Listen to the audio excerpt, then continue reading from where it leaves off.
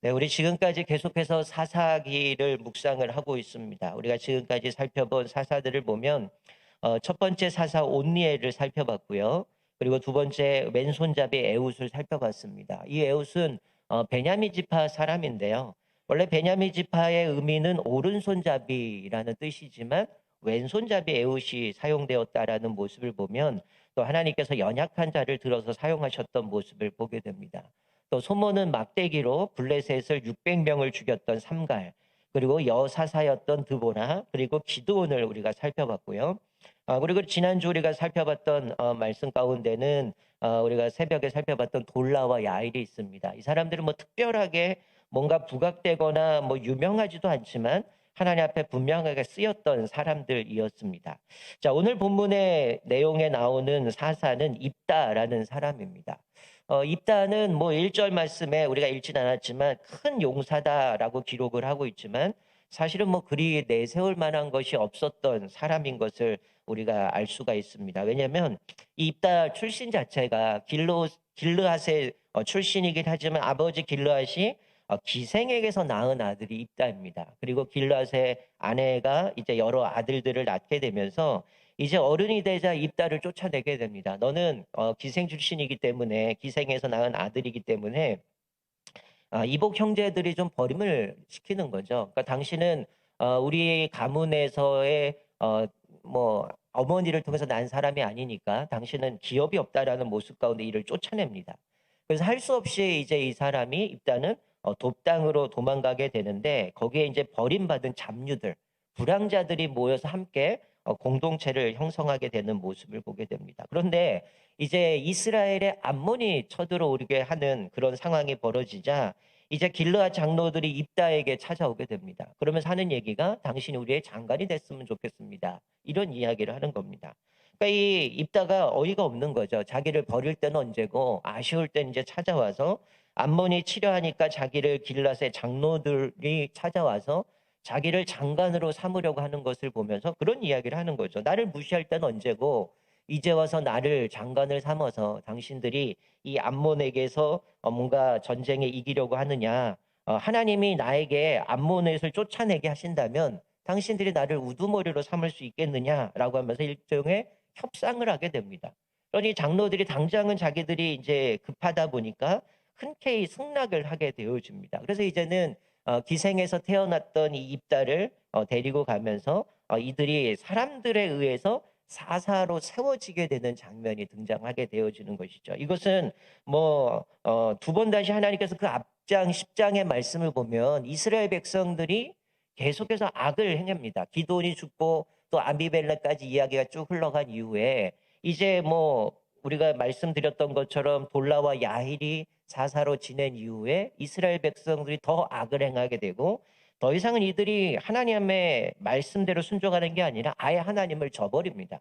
그리고 그 주변에 있었던 가나안의 온갖 신들을 섬기게 되면서 더 이상은 하나님을 섬기지 않았기 때문에 하나님이 그들을 책망을 하시면서 내가 두 번 다시는 너희들에게 사사를 세워서 너희를 구원하지 않겠다라고 하나님께서 그들을 버리시겠다라고 말씀하죠. 그때 일제히 이스라엘 백성들이 하나님의 통곡을 하면서 그들은 이제 자신들이 가지고 있었던 우상들을 다 제거하고 하나님 우리가 하나님만 섬기겠습니다라고 이들이 회개하는 장면이 나옵니다. 그때에 하나님은 그들에게 이제 사사를 세우지 않을 것이라고 약속을 하시지만 그들이 회개하고 돌이키는 장면 가운데 하나님은 심히 근심하셨다라고 성경은 말씀해 주고 있습니다. 자, 이제 오늘 본문 말씀을 돌아오면 이제 입다가 이제 암몬에게 이제 이제 사자를 보내게 됩니다. 사자를 보내서 협상을 합니다. 암몬 왕에게 이런 얘기를 하는 거예요. 사자를 보내서 우리가 당신에게 무엇을 잘못했습니까? 도대체 우리가 당신에게 무엇을 잘못했길래 당신이 우리 땅에 쳐들어와서 우리를 공격하려고 하느냐라고 사자를 보내죠. 그랬더니 암몬 왕이 사자를 통해서 이야기하고 있는 것은 뭐냐면 너희들이 애굽에서 나올 때에 우리의 땅을 너희들이 건드렸다는 거예요. 빼앗았다는 겁니다. 그러니 너희들은 그 땅을 다시금 돌려내야 된다라고 이런 이야기를 하는 겁니다. 사실은 원래 사실과 맞지 않는 얘기죠. 사실은 이스라엘 백성들이 그 땅은 건들지도 않았습니다. 근데 이 왕이 억측스럽게 마치 이스라엘 백성들이 자기들의 땅을 빼앗은 것처럼 그렇게 요구하고 있는 것이죠. 그래서 이제 다시 입다가 사사를 보내면서 민수기에 있는 말씀, 우리 지난주에 살펴봤던 것처럼 이스라엘 백성들 우리가 더 이상 이 하찮은 음식 먹지 않겠다라고 한 그 장면 뒤에 나오는 이야기인데요. 하나님께서 이제 이스라엘 백성들을 사실은 모압 땅으로 에돔 땅으로 지나가야 되지만 에돔이 반대했기 때문에 그들이 불평하는 가운데에 우리가 이 하찮은 음식 먹지 않겠다. 왜 하필 우리를 이 힘들고 어려운 길로 돌아가게 만드느냐고 불평이 시작됐거든요. 그리고 나서 이제 하나님께서 이스라엘 백성들을 이제 다른 길로 인도하시는 가운데에 하나님께서는 모압이나 암몬의 백성들의 땅을 빼앗은 적은 없고 하나님께서 이끄신 가운데 갔던 내용들을 이제 입다가 그것들을 구체적으로 요목조목 이것들을 설명하면서 그렇게 한 적이 없음을 말씀해 주고 있습니다. 그들이 원래 가려고 했던 거는 에돔 땅이었지만 에돔 왕이 막았기 때문에 그 길로 가지 않았고 그 경계에서 돌아섰다라는 이야기를 하면서 자신들이 이제는 그 바산 왕 아모리 왕 시온에게 우리가 이 땅을 좀 지나가게 해달라라고 또 사자를 보내서 이야기했더니 이 왕이 안 된다라고 하고 백성들을 몰고 나와서 전쟁을 치르게 되죠. 그래서 할 수 없이 이스라엘 백성들이 그들을 치고 전쟁에서 이기는 장면 가운데에 그 내용들을 구체적으로 설명을 해주고 있습니다. 결국 이 입다는 오늘 본문 앞부분에 있는 24절에 보면 그런 이야기를 합니다. 지금까지 이 땅을 물리치게 한 거는 하나님이 우리에게 이 땅을 물리치게 해서 우리에게 주셨는데 당신이 어떻게 이 땅을 뺏으려고 하느냐라고 하면서 24절에 물론 당신의 신인 그모스가 준 땅에서 당신은 살 수 있을 겁니다. 마찬가지로 우리가 사는 이 땅은 하나님이 우리에게 주신 땅이기 때문에 우리는 이 땅에서 살 겁니다. 라고 분명하게 선포를 하는 겁니다. 그러면서 하는 얘기가 당신이 발락보다 난 게 뭐냐. 우리가 300년 동안 이 헤스본, 아로엘 그 주변 마을과 강 주변에서 모든 상에서 살았는데 당신이 지금까지 왜 그 땅을 도로 차지 못했습니까? 근데 왜 이제 와서 우리가 그 땅을 침범했냐? 우리에게 그것을 내놓으라고 이야기를 합니다. 그럴 수 없습니다. 라고 얘기하면서 27절에 이렇게 얘기를 합니다. 후반절에 여호와께서 오늘 이스라엘 자손과 암몬 사이에서 판결하시옵소서. 그러니까 하나님께서 이스라엘과 암몬 사이에 뭐가 진짜고 잘못된 것인지 분명히 하나님이 이것들을 판결해 달라고 하나님께 부탁하는 내용으로 이제 그 협상이 마무리되어지는 모습을 보게 돼요. 이 이야기를 듣지만 암몬 왕은 그것을 수용하지 않습니다. 이것을 받아들이지 않고 이제 암몬이 이스라엘과 전쟁을 하려고 하는 모습을 보게 됩니다. 자, 우리 자막을 한번 볼까요? 신명기 32장 8절과 9절 말씀에 보면 하나님께서 분명하게 이렇게 모세를 통해서 말씀해 주셨어요. 지극히 높은 자가 민족들에게 기업을 주실 때에 인종을 나누실 때에 이스라엘 자손의 수요대로 백성의 경계를 정하셨도다. 여호와의 분깃은 자기 백성이라 야곱은 그가 택하신 기업이라. 자, 이게 무슨 얘기입니까? 하나님께서 땅의 기업 그리고 인종을 나누실 때에 하나님의 이 모든 것들을 하나님의 뜻 가운데에 정하셨음을 말씀해 주고 있어요. 그러니까 지금 이 암몬의 왕이 자기의 땅들을 침범했다라고 억측을 부리고 있고 또 이스라엘 백성들이 그 땅을 내놓으라고 얘기하지만 사실은 하나님께서 이스라엘 백성들에게 가나안 땅에 기업을 주실 때는 하나님이 인종을 나눌 때 기업을 주실 때에 하나님께서 경계를 정하셨다는 거예요. 즉 이것은 하나님이 그들에게 기업을 주신 것이기 때문에 지금 암몬이 이야기하는 것은 말이 안 되는 거고 만약에 그모스가 당신에게 준 땅은 당신이 거기서 살면 되고 이것은 우리가 하나님께서 주신 땅이기 때문에 우리는 이 땅에 살 것입니다. 하나님께서 암몬과 우리 사이에 판결하시길 원합니다. 그런 이야기를 하고 있습니다. 근데 여기서 특이한 점은요. 이 24절에 나오는 그모스라는 신은 이게 모압의 신이지 사실은 암몬의 신은 아니었습니다. 그것을 볼 때에 아마 모압과 암몬이 긴밀한 연합관계에 있음을 보게 되어지지만 이 암몬의 신은 아닌데 암몬의 신으로 부르고 있는 것은 뭔가가 여기에 암시해주고 있는 내용이 보여집니다. 자, 오늘 읽은 29절 말씀에 보면 이제 하나님께서 이 입다에게 하나님의 영이 임하게 하십니다. 여호와의 영이 임했다라는 것은 무엇입니까? 물론 앞에서 이 장로들이 와서 당신이 우리의 장관이 됐으면 좋겠습니다. 그리고 이제 협상 가운데 너희들이 하나님께서 암몬산을 쫓아내면 나를 당신의 우두머리로 삼겠습니까? 결국 그들이 이 입다를 장관으로 우두머리를 삼으셔서 이것이 사사로 세워가는 인간적인 모습으로 세워가는 부분이지만 여기서 여호와의 영이 임했다라고 하는 것은 하나님이 이 입다를 하나님의 사사로 세워주셨다라는 것을 일종의 표징으로 보여주시는 것이라는 거죠. 하나님의 영이 임했다는 건 뭡니까? 이 전쟁에 하나님께서 승리를 약속해 주신 것과 다름없음을 보여주게 되는 거죠. 그런데 오늘 본문 말씀에 보면 오늘 설교의 제목처럼 이 입다가 경솔한 행동을 합니다. 여기 본문에서만 보면 사실은 하나님의 영이 임했다라는 거는 그를 사사로 부르신 건 분명하죠. 그런데 여러분이 이 사사기를 좀 단편 읽는 것보다는 큰 그림을 좀 봤으면 좋겠는데요. 제가 오늘 이 말씀을 좀 묵상하면서 이런 모습을 좀 발견했습니다. 하나님께서 온니엘을 첫 사사로 세우시고 계속해서 사사를 이제 세워가시면서 이스라엘 백성을 구원해 주시는데 이스라엘 백성들은 사사가 죽고 나면 더 악을 행하게 됩니다. 그러면 더 강력한 이방 나라를 통해서 압제를 당하면서 고통을 받게 되어지는데 이게 시간이 가면 갈수록 사사들이 약간씩 변질이 되어져 가요. 우리가 돌라와 야일을 봤지만 야일이 사사가 되었을 때에 그에게 뭐 20개의 뭐 성읍, 20개의 낙타 뭐 이런 모습들로 쭉 나오면서 나름대로 부를 축적해가는 모습을 보여주거든요. 자, 우리가 한번 큰 그림을 보면요. 처음에 사사로 부름받았던 온니엘이 사사로 부름받았을 때 하나님의 영이 임한 후에 이 온니엘은 즉시 전쟁에 나가서 승리를 거두게 됩니다. 그리고 나서 우리가 살펴봤던 기드온도 하나님의 영이 임하게 돼요. 그런데 이 기드온 하나님의 영이 임하자마자 전쟁에 나가는 게 아니라 머뭇거립니다. 하나님, 내가 이 전쟁에 사사로 부름받았다는 증표를 달라는 겁니다. 그래서 뭐 합니까? 이슬을 맺히게 하는 것을 솜털에다 이슬이 맺히냐 땅에 맺히냐 두 번의 이 것들을 하나님 앞에 증표를 달라고 하면서 머뭇거리면서 표징을 구했던 모습 가운데 뭔가 하나님 앞에 영이 임하면 바로 달려가야 되는데 그러지 못하는 모습을 보게 돼요. 그리고 이제 오늘 어제부터 이제 살펴보는 이 13장의 말씀에 이제 매일 성경에 보면 삼손이 등장하게 되는데 삼손은 어떻습니까? 하나님의 영이 임해요. 그러나 하나님의 영이 임하지만 전혀 그 능력들이 삼손을 통해서 나타나지 못하는 모습을 보게 됩니다. 이 흐름을 보면 똑같이 사사들이 하나님의 영을 임하게 되는 온니엘은 즉시 전쟁이나 승리합니다. 기도는 임하지만 머뭇거려요.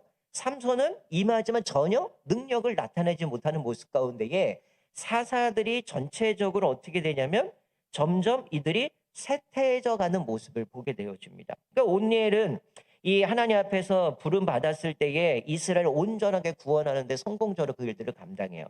그러나 반면 삼손은 우리가 살펴보겠지만 삼손은 어떤 내용이냐면 하나님의 영이 임하고 사사로 부름받아는 성경은 뭐라고 기록하고 있냐면 이 삼손에게는 이렇게 얘기합니다. 이스라엘을 구원하기 시작했다. 이렇게 기록됐습니다. 그러니까 이스라엘을 구원했다도 아니고 이스라엘 구원하기 시작했다라고 하는 내용을 보면 이 삼손은 사사로서의 역할들을 제대로 감당하지 못하는 모습을 보게 돼요. 그리고 삼손과 이 온니엘 사이의 기도는 하나님 앞에서 구원의 그 역할들을 성공을 하긴 하지만 우상의 길로 자기가 그 이후에 왕으로 삼으려고 하는 사람들 앞에 나는 왕이 되지 않겠습니다 라고 얘기하지만 실질적으로는 왕의 역할을 감당합니다. 그리고 사람들에게 여러 가지 말치 전리품을 요구하고 이제 거기서 우상을 만들게 되고 거기서부터 우상 숭배를 만들게 되어지고 거기서부터 이제 폭력의 길로 흘러가는 모습 그리고 이 폭력이 계속 대물려주는 모습을 보게 되죠. 자, 오늘 등장하는 이 입다 역시 어떻습니까? 암몬과의 전쟁 속에서 어떻게 해요? 암몬 족속을 정복을 하긴 하지만 부분적으로 구원을 실현했지만 그 이후에 폭력적인 일들이 똑같이 일어나기 시작합니다. 그게 뭐냐면 첫 번째는 오늘 본문에 나오는 잘못된 서원이죠. 자기가 전쟁에 나가서 승리하고 돌아올 때에 누구든지 나오면 내가 그를 하나님 앞에 제물로 바치겠습니다. 사실 이거는 신앙적인 모습은 아니었거든요. 첫 번째 이것이 폭력적으로 등장하게 되고요. 그 뒤에 오늘 본문 뒤에 나오는 내용을 보면 또다시 에브라임이 그런 얘기를 해요. 왜 전쟁 나갈 때 우리 데리고 나가지 않느냐? 왜 네 혼자 나갔느냐? 또 따집니다. 이게 어디서 많이 봤죠? 기드온이 전쟁을 치르고 왔을 때에 이 에브라임 사람들이 나와서 왜 우리를 처음부터 안 불러가지고 너 혼자 영광 다 갖고 있느냐? 이런 모습 가운데 항의를 했습니다. 그때 기드온은 어떻게 했어요? 이 포도를 비유를 하면서 첫 열매가 만물과 비교하면서 너희들이 훨씬 낫다. 내가 전쟁에 치렀지만 너희들이 마지막 장수를 죽이는 것처럼 너희들이 훨씬 낫다라면서 그를 오히려 공을 그 사람에 돌리면서 그 폭력에서 넘어갔는데 입다는 어떡합니까? 그 뒤에 나오는 사람들과 전쟁을 치러서 그들을 다 제거해버리는 모습을 보게 되죠. 자, 오늘 본문으로 다시 돌아와서 이런 폭력적인 모습 가운데 입다의 모습이 뭔가 변질되어져 가고 있는 모습을 보게 되는데요. 자, 오늘 30절, 31절 말씀은 이렇게 얘기를 합니다. 입다가 이렇게 서원하죠. 그가 여호와께 서원하여 이르되 주께서 과연 암몬 자손을 내 손에 넘겨주시면 내가 암몬 자손에게 평안히 돌아올 때에 누구든지 내 진분에서 나와서 나를 영접하는 그는 여호와께 돌릴 것이니 내가 그를 번제물로 드리겠나이다 하니라. 자, 무슨 얘기입니까? 분명히 하나님의 영이 그에게 임했습니다. 그러면 이건 승리는 하나님이 승리케 하신다고 말씀해요. 오늘 본문 읽은 말씀에도 하나님이 그의 손에 그들을 다 붙여주셨고요. 그리고 협상 가운데도 뭐라고 얘기합니까? 하나님이 이스라엘과 암몬 사이에 무엇이 옳은지 하나님이 판결하여 주시기 원합니다. 분명히 이것은 하나님이 해결해 주실 것을 그가 고백을 합니다. 그런데 왜 그가 이렇게 하나님 앞에 서원을 할까요? 분명히 주의 영이 임한 입다는 암몬과 전쟁을 통해서 그들을 싸워서 이기죠. 하나님이 그들의 손에 넘겨주셔서 33절에 보면 20성읍을 차지하게 됩니다. 그랬더니 이들이 항복을 하게 됩니다. 암몬이 더 이상 이스라엘과 싸워서는 안 되겠구나. 우리가 지겠구나. 항복을 해서 전쟁을 승리하게 돼요. 문제는 그의 소원대로 전쟁에서 승리하고 돌아오는데 누가 나타납니까? 자기의 무남동녀인 딸이 소고를 들고 아버지를 기쁘게 맞습니다. 그때 이 아버지가 자기 옷을 찢고 어찌하고 내 딸이여 나를 참담하게 하는 자여 너는 나를 괴롭게 하는 자라 이렇게 얘기를 하죠. 사실은 딸이 괴롭게 하는 게 아니라 자기가 딸을 괴롭게 하는 거겠죠. 내가 여호와를 향하여 입을 열었으니 능히 돌이키지 못하리라. 여러분 입다가 얼마나 경솔하게 자기가 서원했는지를 보여주는 거죠. 여러분 입다가 왜 서원을 했을까요? 분명 그는 하나님께 옳고 그름을 판단하라고 부탁했을 뿐만이 아니라 하나님의 영이 임해서 전쟁이 이기게 되었고 하나님께서 그들의 손에 이 암몬 사람들을 넘겨주셨기 때문에 분명히 전쟁에 승리했다라는 모습을 보게 됩니다. 그러나 그가 서원했던 부분은 뭐냐면 일종의 지금 가나안과 전쟁을 하고 있지만 가나안의 문화의 모습이 그대로 갖고 있었다는 거예요. 여러분 제가 좀 전에 앞에 말씀드렸던 10장 말씀에 뭐였습니까? 이스라엘 백성들이 하나님을 더 악하게 섬길 때에 하나님은 완전히 제거하고 뭐였습니까? 가나안의 신들을 다 섬겼다는 거예요. 그때 이들이 섬겼던 신 중에 하나가 모압과 암몬이었어요. 그러니까 그들의 문화와 그들의 가치를 그대로 갖고 있었던 사람이랐다는 거죠. 자, 그가 서원했던 이유는 뭐냐면 이렇게 해서라도 내가 서원을 통해서 하나님을 살 수만 있다면 그렇게 해서 내가 하나님의 응답을 받을 수만 있다면 내가 이것을 통해서 하나님을 조정하려고 했다라는 거죠. 내가 이 서원을 통해 하나님 내가 전쟁에서 이긴다면 내가 처음에 나에게 달려오는 사람 누구든지 내가 그걸 하나님께 바치겠습니다.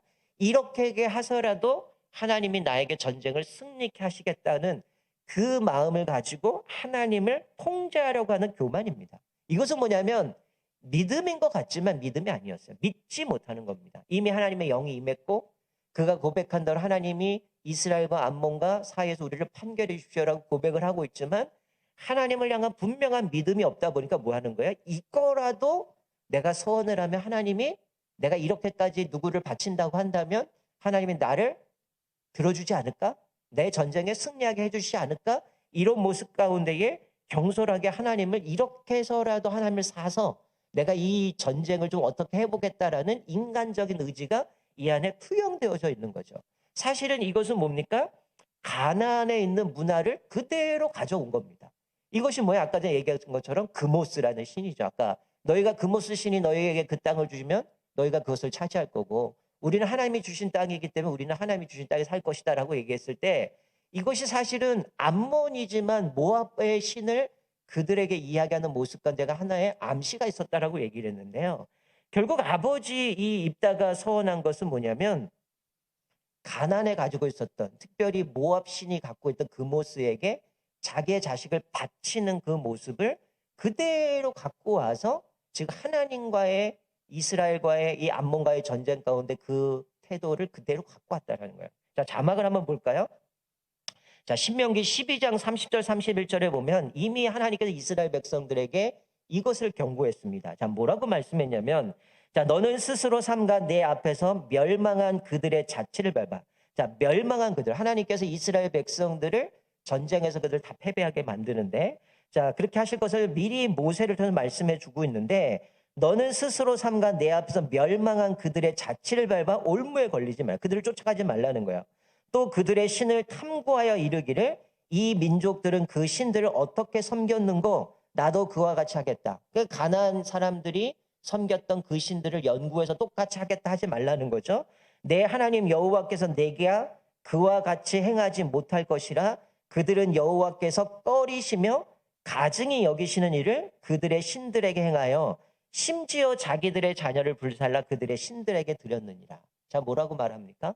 너희들 그들의 신들을 쫓아가지 말아라. 발자취 쫓아가지 말고 또 연구해서 그와 같이 행하지 못할 것이다. 왜? 하나님이 꺼리는 것이고 가증히 여기시는 일인데 너희들이 마치 자녀를 불살라 그들의 신에게 드리는 것 쫓아하지 말라라고 이미 경고하셨다는 거예요. 그런데 이제 사사시대에 왕도 없고 하나님 앞에서 뭔가 이렇게 세워져 가는 부분이 없다 보니까 자기들의 옳은 대로 소견에 살아가다 보니까 하나님의 날 블레셋도 섬겼던 신들 또 가나안에 있는 모든 신 바알 아스다롯 온갖 가나안의 잡종 신들을 자기들이 섬기면서 그것이 이제 자기들의 문화에 자리 잡기 시작한 겁니다. 그러니 입다가 하나님 앞에 사사로 부름받긴 했지만 어떤 거예요? 그가 아까 서두에 말씀드렸던 것처럼 쇠퇴해 가면서 어떤 폭력적으로 바뀌어버리게 되는 거죠. 이 서원도 가나안의 신의 모습을 그대로 갖고 와서 내가 이 누군가를 바치면 마치 신이 나에게 응답해 주지 않겠나. 하나님을 섬기면서도 그 문화가 그대로 갖고 있는 거죠. 이것은 일종의 이방 신들을 섬기는 사람들이 뭐예요? 신과 거래를 했습니다. 이 거래를 통해서 조종을 하고 자기의 뭔가 이것들을 우세하게 만들어 가려는 모습을 보게 되는데요. 이게 이제 나중에 얘기지만 열왕기하 3장에 보면 이스라엘과 모압과 전쟁하는 장면이 나와요. 그때 어떤 장면이 나오냐면요. 모압이 이게 계속 열세에 몰리게 되니까 극단적으로 치달게 되니까 어떤 일을 벌이냐면 이 모압 왕이 자기의 맏아들을 불로 태워서 자기 신에게 바쳐버립니다.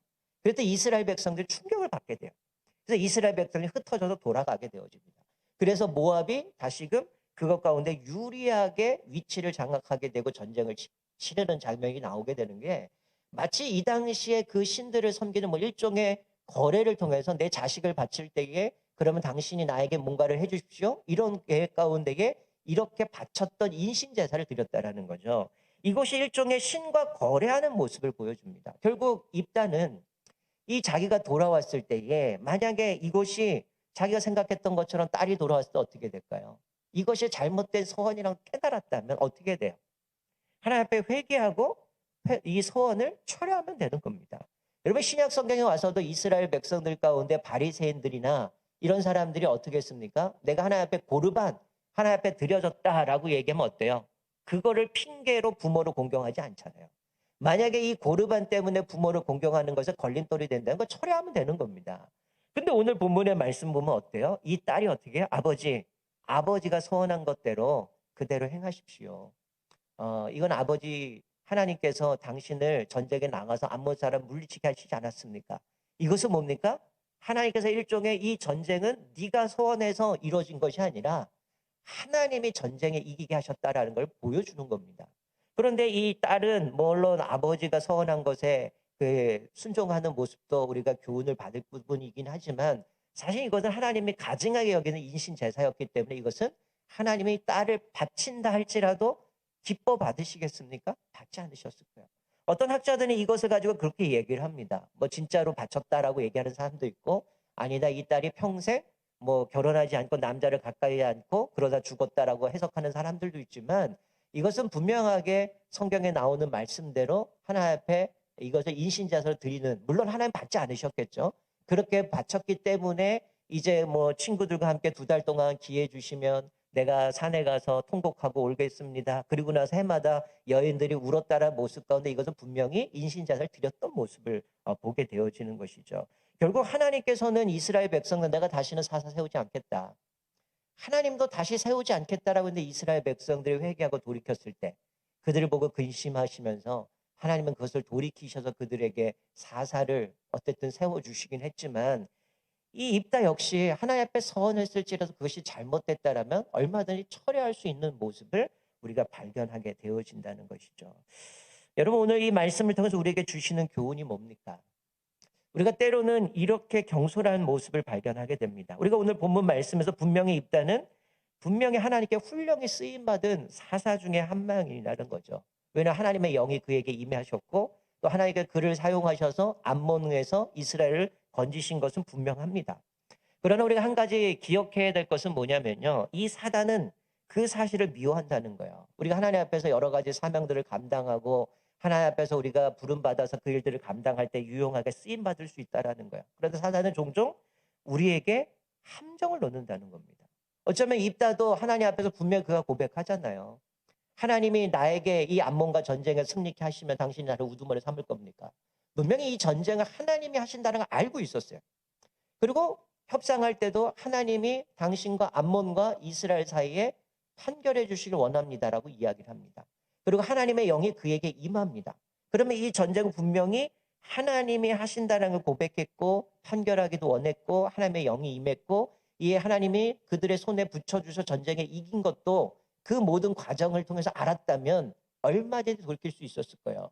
그런데 입다는 이 가운데에 자기가 이제 전쟁 가운데 마치 버림받았던 사람이었지만 이 길앗 가문에서 버림받은 사람이었지만 이제 뭔가 사람들이 자기를 우두머리를 삼고 또 장관으로 삼고 협상 가운데 이런 모든 과정 속에서 이제는 뭔가 자기가 좀 약간 흥분되는 모습들이 있었다는 거죠.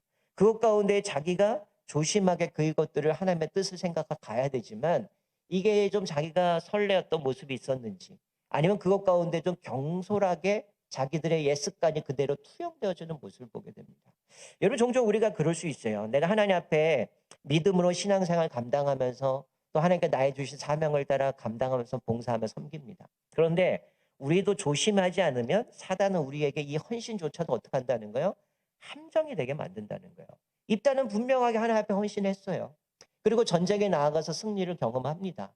그런데 그가 나아가면서 경솔하게 마치 옛 습관이 그대로 툭 튀어나와서 하나님 만약에 내가 이 전쟁에 승리하고 돌아올 때에 누군가가 나오면 내가 이거 드리겠습니다. 이건 뭐예요? 신앙이 아니죠. 옛 잘못된 가나안의 우상의 습관이 툭 튀어나온 겁니다. 우리도 마찬가지로 그럴 수 있어요. 내가 하나님 앞에서 경솔하게 이렇게 행동하지 않기 위해서는 하나님 앞에 늘 묵상하면서 하나님의 뜻을 구하면서 하나님의 어떻게 살아가야 되는 걸 고백해야 된다는 거죠. 입다는 성공할 수 있었던 것은 분명히 하나님의 신이 임했고 그 하나님의 능력이 그가 전쟁에 이길 수 있었던 또 그 지도력의 원천이었음을 우리가 발견하게 되어지는 겁니다.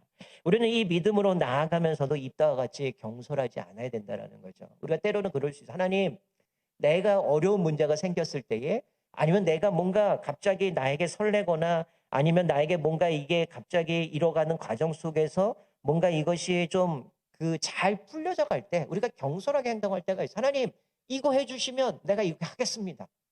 근데 우리는 어때요? 말도 지키지도 않잖아요. 하나님의 지키지도 않을 것인데 내가 이렇게 하면 하나님 내 지금 이것들 좀 더 잘해주지 않을까? 더 나은 방법을 만들어 가시지 않을까? 우리 너무 쉽게 경솔하게 행할 때가 많이 있다라는 거죠. 자, 전도서 5장 2절 말씀 한번 볼까요? 자막을 보시면 전도서 5장 2절 말씀에 이런 말씀이 있습니다. 자, 우리 같이 한번 읽어볼까요? 전도서 5장 2절 같이 읽겠습니다. 시작. 너는 하나님 앞에서 함부로 입을 열지 말며 급한 마음으로 말을 내지 말라. 하나님은 하늘에 계시고 너는 땅에 있음이니라. 그런즉 마땅히 말을 적게 할 것이니라. 자, 여기 보면 뭐라고 말씀합니까? 너는 하나님 앞에서 함부로 입을 열지 말며 급한 마음으로 말을 내지 말라. 하나님은 하늘에 계시고 너는 땅에 있음이니라. 그런즉 마땅히 말을 적게 함이니라. 우리가 감정이 고조되었을 때나 개인적인 혼란에 빠졌을 때에 마치 입다처럼 어리석게 하나님께 그런 약속을 하기 쉽다라는 거야. 이 뒤에 내용을 전도 쭉 보면 함부로 서원을 하지 말라라고 얘기를 합니다. 서원을 하면 지키라고 얘기를 하고 그 뒤에 뭐라고 말씀하면 차라리 서원을 안 하는 게 낫다라고 얘기를 해요. 왜냐하면 우리가 함부로 입을 내밀고 또 그 말을 통해서 하나님 앞에 엉뚱한 것들 경솔하게 입다처럼 그렇게 엉뚱하게 약속을 하고 지키지도 못할 것, 말도 안 되는 것들을 우리가 그렇게 마치 서원처럼 하는 모습들이 있기 때문에 솔로몬은 분명하게 얘기합니다. 함부로 입을 열지 말고 급한 마음으로 말을 내지 말고 하나님은 하늘에 계시고 너는 땅에 있습니다. 그런즉 마땅히 말을 적게 하라라고 얘기를 합니다. 예수님도 그런 얘기를 하죠. 함부로 맹세하지 말라고 하잖아요. 하늘로도 땅으로도 맹세하지 말고 너는 예스 아니면 노라고만 얘기하고 함부로 서원하지 말라라고 말씀하셨던 모습을 보게 되어집니다. 우리가 오늘 이 말씀을 통해서 깨닫는 것은 우리가 함부로 하나님 앞에서 영적으로 뭔가 거래를 하려고 하지 말고, 사실은 오늘 본문에서 우리가 기억해야 될 것은 뭡니까? 하나님 앞에서 이 영적 거래를 했던 이 입단은 어때요? 그것 때문에 결국은 돌아오고 나서 승리를 거두긴 했지만, 그것 때문에 거둔 건 아니지만 어떻게 좌절하고 절망하고 죄책감 가운데에 이러지도 저러지도 못하는 상황들이 벌어지지 않겠습니까? 하나님께서 우리에게 말씀하시는 건 뭡니까? 미래에 대한 약속보다 뭘 원하세요? 순종하길 원하는 겁니다. 하나님의 영이 임했다면 우리는 어떻게 될까요? 하나님 앞에 주신 그 사명을 따라 믿음으로 한 걸음 한 걸음 걸어가면 되는 겁니다. 하나님의 영이 임했다면 오히려 하나님 성령께서 나를 붙들어 주셔서 내 살아가는 이 과정 가운데 이런 어려움이 있고 힘들고 고난이 있지만, 하나님 나는 할 수 없습니다. 주께서 선한 길로 인도해 주시고 하나님의 인도하신 그대 묵묵히 따라가게 하옵소서. 이게 우리의 분명한 믿음의 고백이어야 되는 것이죠. 우리는 때로 여러 가지 많은 모습들 가운데 이렇게 실수할 때가 참 많습니다. 인간이 연약한 나머지 우리가 함부로 경솔하게 행동할 수 있고 경솔하게 서원할 수 있고 경솔하게 판단할 수 있는 모습들이 있지만, 우리가 오늘 본문의 말씀을 통해서 분명하게 깨닫는 것은 이 입다의 모습 가운데 결국 그 뒤에 내용들을 쭉 흘러갈 때에 아까 제가 서두에 말씀드린 그 온니엘, 그다음 기드온, 삼손을 이어가는 과정 가운데 이 입다 역시 점점 그의 신앙이 해보되어져 가는 모습 가운데 결국 이스라엘 백성들이 점점 악을 행하며 흘러가는 모습들을 우리가 발견하게 되면서, 이제 마지막으로 삼손이 등장하는 마지막 사사 입장에서는 영이 임하지만 전혀 하나님의 능력을 감당하지 못하는 모습들로 흘러가는 모습을 보게 되어집니다. 오늘 특별히 이 말씀을 기억하면서 우리들의 모습과는 혹시 경솔한 모습은 없는가? 하나님 앞에서 내가 정말 믿음으로 순종하고 하나님의 이끄신 가운데 따라가면 되는데, 하나님의 성령의 충만함으로 우리가 살아가면 되는데, 우리가 경솔하게 뭔가를 결정하고 또 뭔가 서원을 하고 하나님 이렇게 해주신다면 내가 이렇게 하겠습니다라고 하는 세속적인 방법들을 가지고 하나님을 통제하려고 하는 그런 모습이 아니라 묵묵하게 하나님의 영이 임했을 때에 하나님의 이끄심에 온전히 순종함으로 인하여 우리가 무엇보다 미래에 대한 약속보다는 오늘 나에게 주어진 것에 순종함으로 충성을 다하면서 하나님만 온전히 섬기며 살아가는 저와 여러분 되시기를 주님의 이름으로 축원드립니다.